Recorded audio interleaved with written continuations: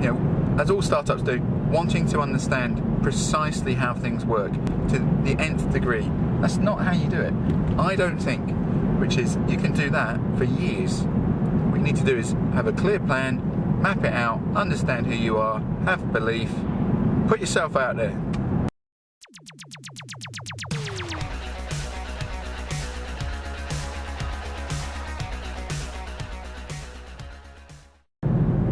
Today I'm on my way to see a lady in a city who lives in I'm actually going to her home. Don't meet many businesses at home, but when they're startups, nearly always in their homes because they don't have offices yet. So we're going to go meet her in her home. We're going to talk about what she's trying to do as a business. I've already been through this process. It's an interesting one. I've already been through this process, and she was going to go into food products, online retailer food products and training, and built the website. So we redesigned the website and everything, ready for launch. And then she sent me an email about a week ago and said, I found a better business idea, a better one. And she's not she's not impulsive.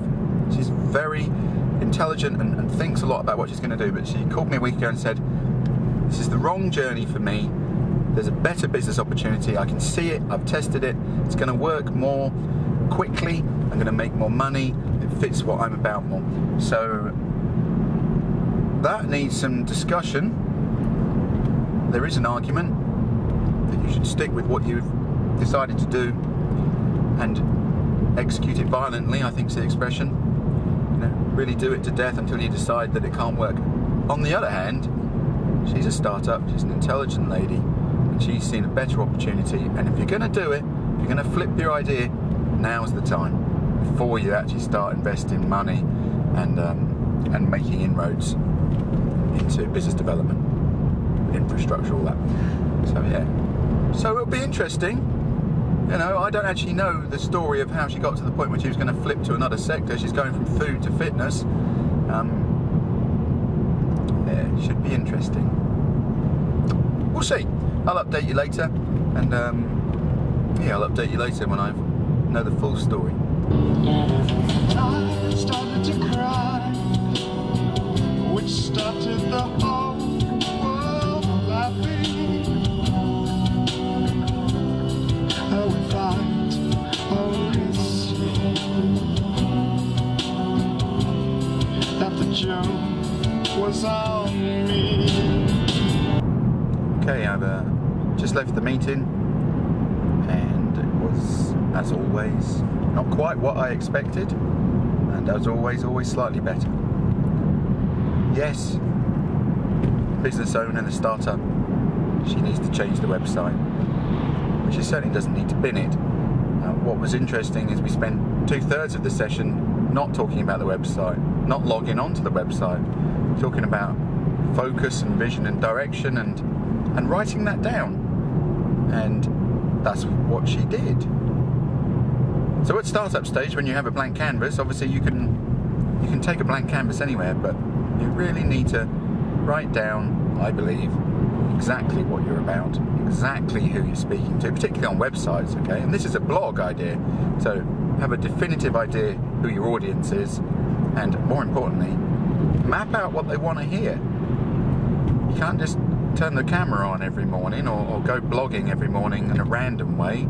That's not how you create a following.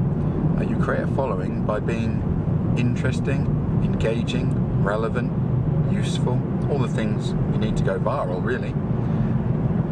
And I cannot do that randomly or by accident. I need to have a plan. So that was the first part of the session. We wrote down what the end game was for the business. That was to monetize it, to make sure that people could buy products.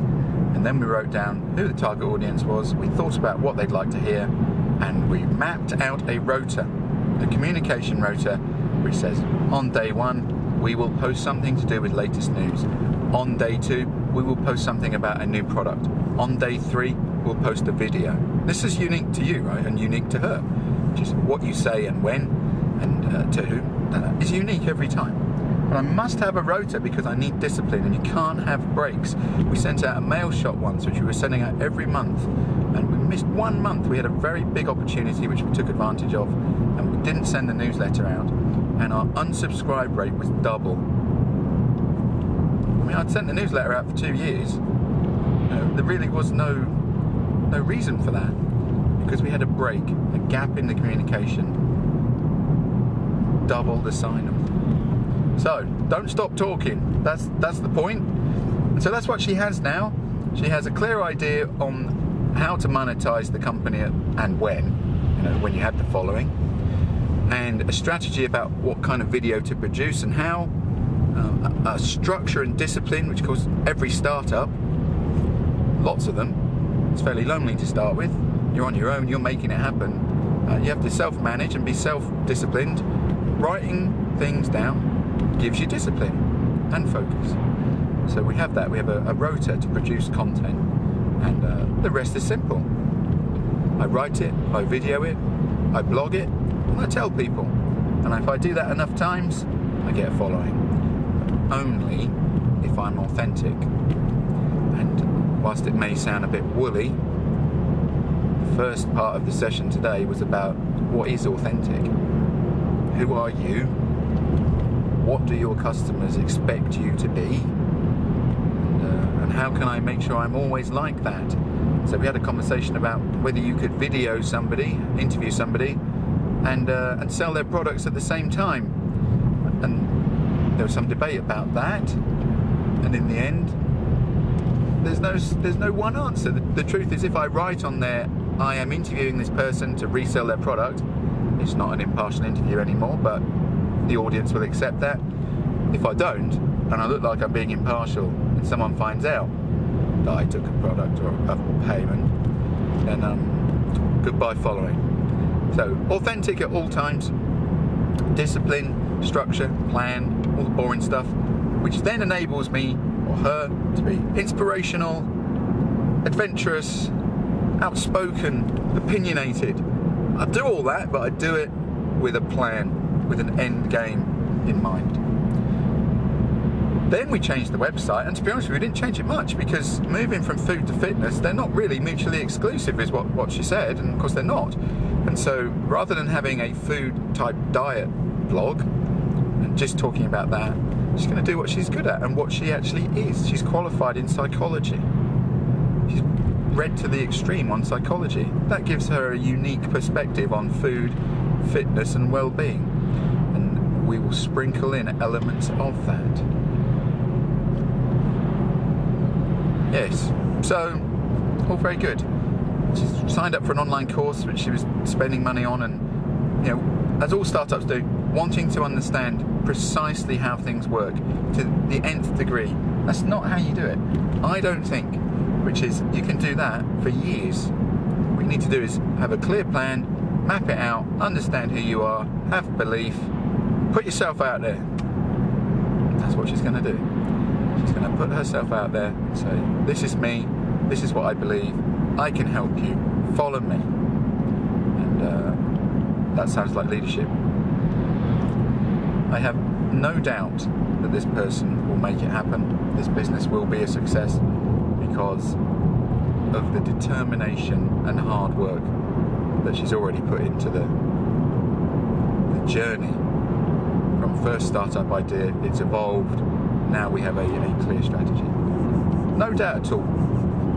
And that's it. And you should blog. And if you're going to blog, make sure it's fun. Don't blog boring stuff. I don't mean for the other people, I mean make sure it's fun for you. Then you'll do it. And you'll come across that you enjoy it, and people will respond. So, great meeting really, from my perspective, which is someone who's really committed, really determined, open-minded, clever, ambitious, and just needs to go for it.